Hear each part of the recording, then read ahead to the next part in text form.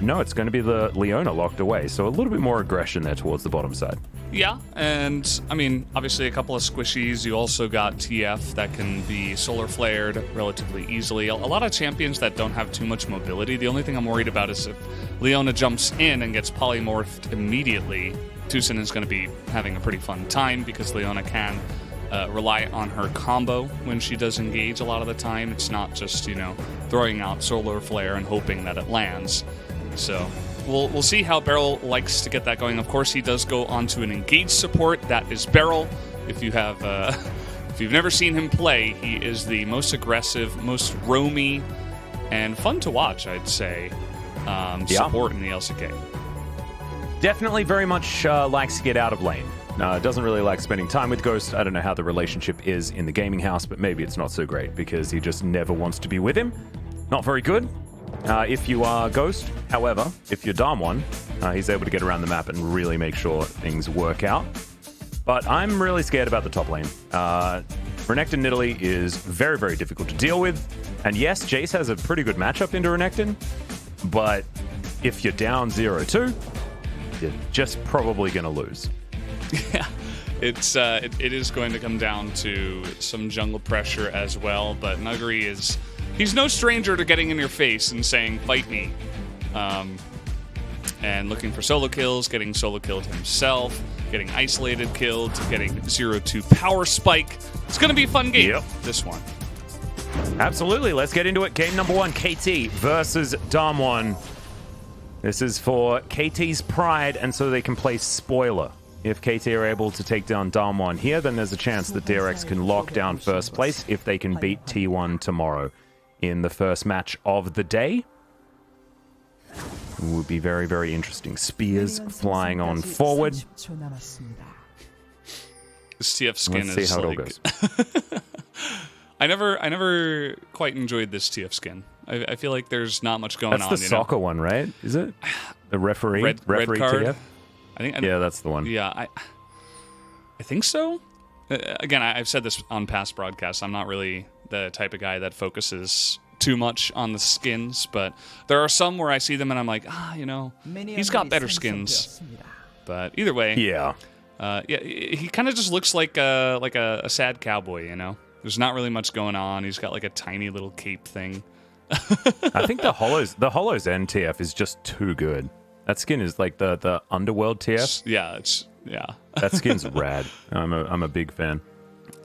Would agree. But there are some good ones that TF has. Certainly better ones than than this one.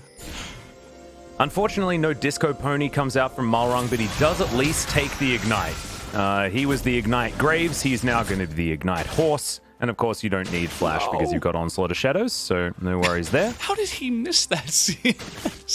There was no pressure. There was nobody even in his lane. He was just autoing a different minion and didn't cancel it on time. Now, how aggressive is Canyon going to get? We know he's going to get aggressive. Looks like he's coming in very. Here. I think the answer is very, as he's going to look for Malrang. Spear is going to connect. There's the pounce, and this could just be first blood, guys. He's trying to get out of the way, and the pounce comes in. Holds onto his flash, and first blood already here at 2 minutes. Well, let's just let's calm down, DAMWON. Let's at least make a game out of it, shall we? Yeah, this is the Canyon effect. I mean, this guy is just insane, right? Like Malrang, I think he could have played that a little bit better, right? He could have done stuff like flashing the spear or. Maybe he couldn't. He doesn't have flash. Oh, that's true. He actually did. Oh, wow. Well, yeah. That just leaves him in a bit more of a hole, doesn't it? As he couldn't do much but ignite and then die. But maybe putting down a ward, right? He just didn't expect Canyon to get that aggressive, and he started blue too. Like that was his first side. And he was just trying to go for the full clear, and Canyon was like, actually no. Well, let's see what Canyon was actually like. So we have a listen. He's got no flash. He's like, see you later. Goodbye. Oh, nice. Yeah. Liked the response. That does mean that this clear is going to be nice and slow from Malrang, which is the last thing you want up against a Nidalee. Well, that's... Ooh, Zenith Blade misses. Piercing Darkness comes out, misses the CS, unfortunately. But as you can see, Ghost has had a good time on the Senna. Oh, boy. Currently over a 75% win rate, which is definitely good news. 3 buff going to happen here, as I guess it's technically a 4 buff, because Canyon did have the blue that Malrang decided to farm for him. It's like a 3.5 buff. Yeah, it's a lot of buffs. As I've been ganked by Rengar again. Valdez. Just give me a second. Yeah, you can handle Rengar. Yumi is generally quite friendly, so not much handling. I mean, Rengar's friendly, but maybe too friendly. Yeah, he always wants to. He demands the attention. The attention. Yeah. Good old Rengar. I think that's actually why I'm wearing this jacket. They sent it to me so that it could protect my body from Rengar scratching it. If I'm wearing a t-shirt, it's just scratch marks all over me. Yeah, I saw recently you had some claw marks, which I did not envy. Well, here's this duo. Yep, Nuguri looks for it, but they just get the flash. And Canyon is so big right now that it's almost like this top lane matchup has been won already. I've seen this one before, Valdez. As Ward goes over, Malrang's unable to kill it. Spear connects. Skirmisher Saber already done here for Canyon. Malrang has some booties as that spear somehow lands. Malrang's level 3. Oh boy. And this is a real rough time. Yeah, and this is the power as well of not only Nidalee, but Nidalee Renekton. You can see that Nuguri, because he knows the enemy jungler currently does not exist, it means that he can get super aggressive. That's another spear that landed, by the way. Oh no, the knockback does come in, but this Nidalee's just so big. Ucal moving on over, flashes forward. There's the flash out as the spear going to be avoided by Malrang, but they can't close in on the kitty cat. Yeah, Canyon played that excellently as well. You could see that there were many little things that he did in that trade that pretty much secured his escape, right? He saved his flash for the last possible moment. The spear came out afterwards to zone the horsey, and he even had the wherewithal to back away at the exact right time, right? Like a different jungler would have just gone in for the kill, and he could have probably gotten the kill, but that's a risk he just didn't want to take, right? He got Malrang low. He's like, okay, let me survive with this. Did have to blow his flash, but he trades it with the mid laner, so maybe he'll show up there in a bit of time. Indeed. Looking forward to seeing what Canyon's going to be able to utilize with this advantage. He'll finally take his blue buff, as you can see. Not giving that one over to ShowMaker just yet. ShowMaker also having a pretty good time in this laning phase, but if you win the jungle, you basically win all of your laners their lane, especially if you're an early game powerhouse like Nidalee. Well, and so yeah. Canyon already doing his job. Certainly, the way he wanted as well, where he got the kill and denied his red buff, and you're never going to expect any ganks, so everybody's got just so much more freedom to get super aggressive. So it does kind of translate that way. You can see he's got about 800 gold in the lead right now. Hecarim pretty far behind, and he's going to use this advantage to go ahead and take the Ocean Drake. Mountain will be up next, and Canyon has been the one guy that's really pushing this game forward. Yeah, he needs to calm down. If you are a ShowMaker fan, ShowMaker needs to be able to get player of the game for both of these games. So Canyon just needs to chill. As Malrang is going to get yet another blue buff, and we'll see how long he holds onto it for. As the red buff respawns as well, and Canyon's going to be taking that one. Nuguri versus Smeb. Nuguri actually in the lead at this point in time, culling the Meek up there towards the top side as he misses one of the caster minions, but is otherwise okay. Smeb just shoving a wave towards him, and the Renekton is going to be pretty happy at this stage. That sidestep was pretty amazing. Yeah, and I normally expect that hitbox to connect. And he's already gotten into tabbies, so you could see the 2 autos that came out were just laughable. It's like, okay, well, if you're not going to hit your shock blast, then Renekton's going to have a ball up here in the top side. And you can see that Smeb is like, okay, I got to get the hell out of here. Like, I am not staying. Yep. I don't have any vision. I am not going to be winning any trades. Flash available on Nuguri as well. Well, Zenith way towards the bottom side as TusiN down to 200, and BeryL with the Eclipse is going to mitigate so much of that damage. Nice little trade there onto the squishy Lulu. Okay. It's a very early Rift Herald. Yeah. Only been alive for 15 seconds, and Canyon already starting that one off. Often you see a lot of rotations, but when the jungle is this skewed, It just takes a Nidalee with a little bit of support from her Crocodile. We're able to lock that one down. Am I allowed to vote for the player of the game at 8.5 minutes? Because I kind of only have if it's ShowMaker. inclination to go ahead and vote for Miss Nidalee here, but we'll see how the rest of the game goes.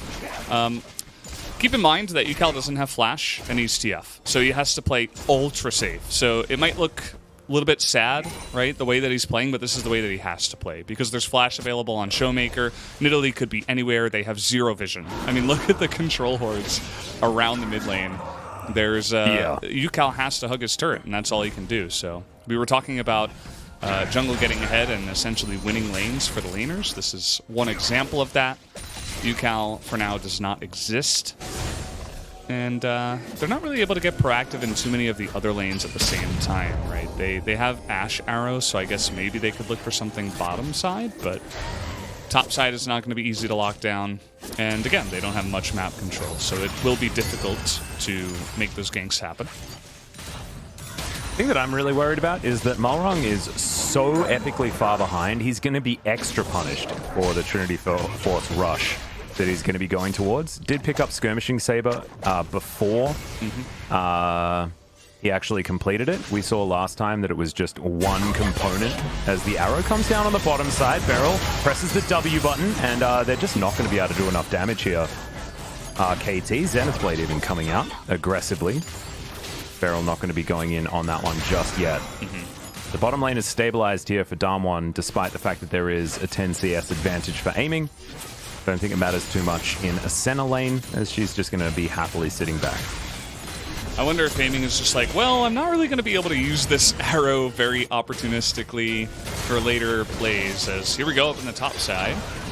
Yeah, bit of a battle here between the Crocodile and the Jayce. Canyon comes on in, walks over a control ward, and Smeb is going to be able to create enough distance. Thankfully for him, minion wave is there, as BeryL has to flash, actually, to get out of the way of KT.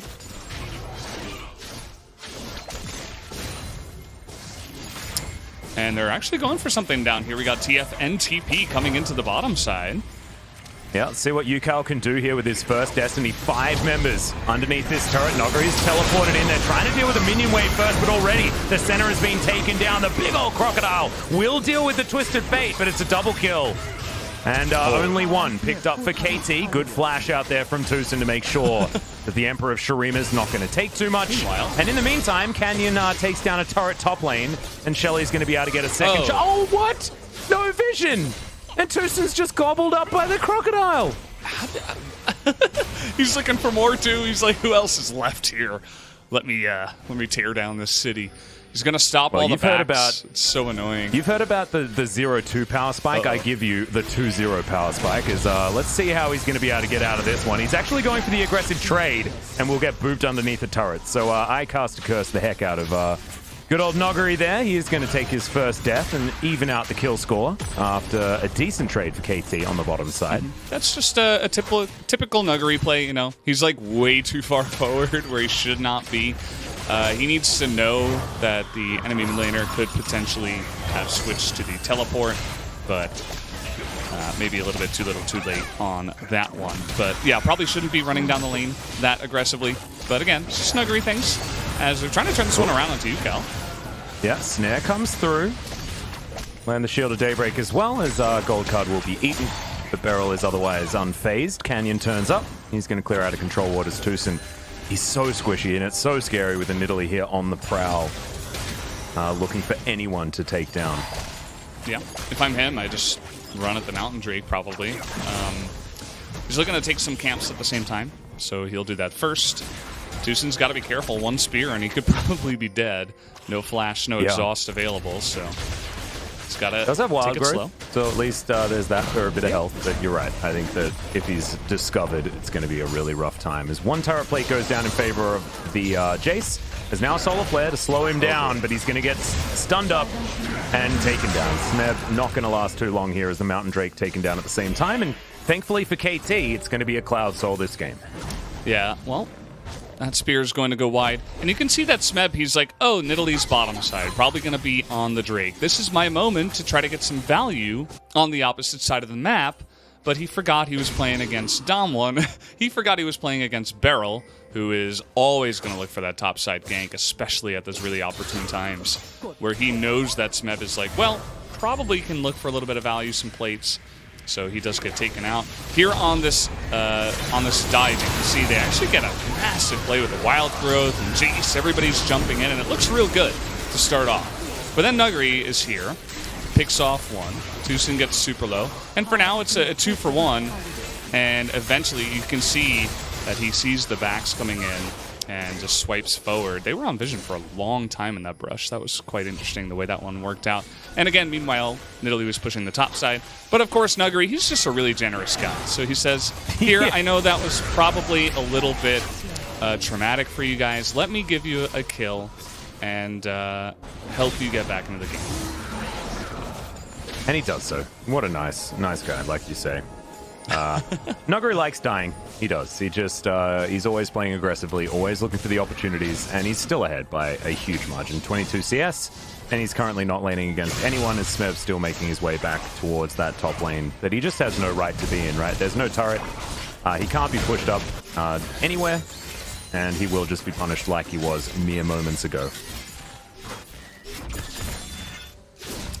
And yeah, DWG having the map control, they're going to pick up Shirley here very early on. And probably look to send that down mid lane, I would imagine. As here comes Nuguri again, 2 levels above Smeb, just casually.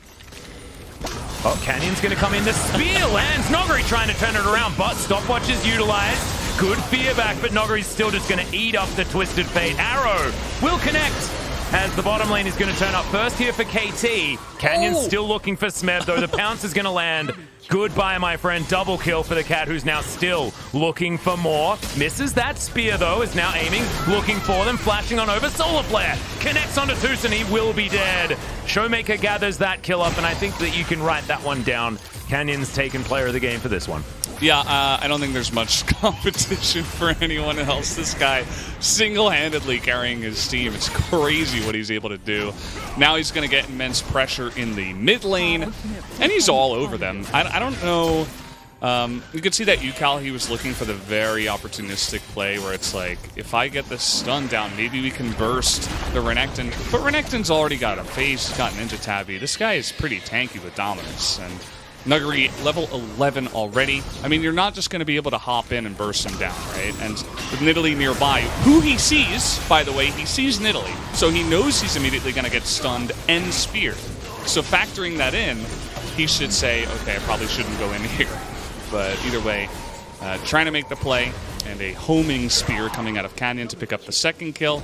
Messes up a little bit here, but I mean, nobody's perfect. Still able to follow up and help do a nice amount of damage to secure yet another kill. Looks for the spear onto Ashe, but he was long gone. So 3-0-3 has 5 stacks on his Roa already at 17 minutes into the game.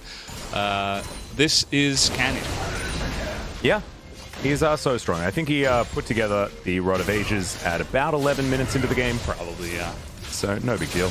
Also got a bunch of armor in the Seeker's Arm Guard and the Ninja Tabby. Very, very strong. And you can see KT just have to run away from him. Oh my god. Okay, didn't hurt that much. Ucal's now completed for TusiN. So not going to get just insta-killed by one spear.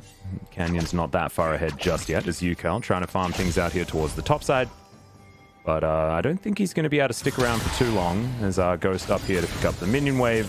And BeryL will be joining him soon. But the map is just really dark for KT. You can see, look at the control ward line, especially bot side of the map. That control ward that KT don't feel safe enough to clear in their own side of the jungle. It's not what you want to see.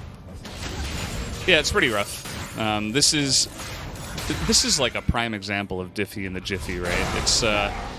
It's insane, the difference right now. I mean, he's almost 3,000 gold ahead at 18 minutes. The majority of DAMWON's gold lead is coming from just one roll.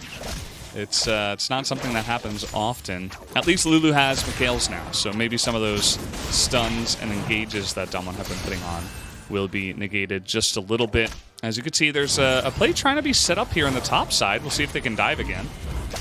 Yep, Ucal's going to block them off as BeryL's pushed back. He's super tanky though, and Malrang's just dead. I don't know what he was trying to do there, as now Smeb is going to suffer the same fate.